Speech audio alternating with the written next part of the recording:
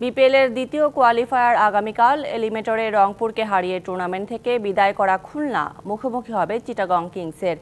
যে জিতবে সেই শুক্রবারের ফাইনালে মুখোমুখি হবে ফরচুন বরিশালের। মিরপুরে ম্যাচ শুরু হবে সন্ধ্যা 6:30টায়।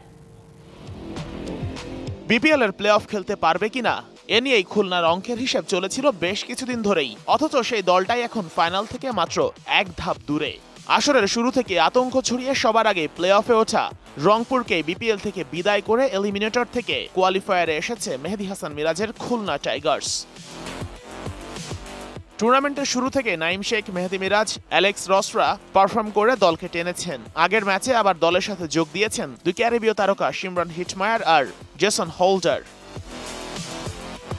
মিরাজের সাথে স্পিন বোলিংয়ে আলো ছড়াচ্ছেন নাসুম, হাসান মাহমুদ আর নওয়াজও পারফর্ম করছেন। সব মিলে বেশ ছন্দেই আছে এখন খুলনা টাইগার্স।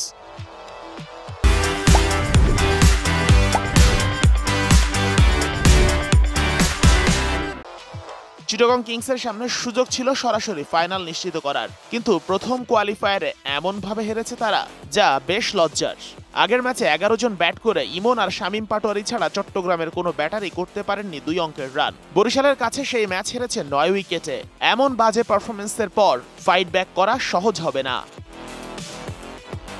লিগ পর্বের প্রথম ম্যাচে খুলনার কাছে হারলেও দ্বিতীয় দফায় বড় ব্যবধানেই জিতেছিল চিটাগং কিংস। ওই ম্যাচ থেকেই অনুপ্রেরণা খুঁজতে পারে কিংসের ক্রিকেটাররা। বাকিরা নকআউটের আগে নতুন নতুন বিদেশি ক্রিকেটার নিয়ে আসলেও ওই পথে হাঁটছে না চিটাগং। নিজেদের ভান্ডারে যে প্লেয়ার আছে তা নিয়েই ফাইট চালাতে চায় বন্দর নগরীর ফ্র্যাঞ্চাইজিটি। Sheikh Ashik, DBC news, Dhaka.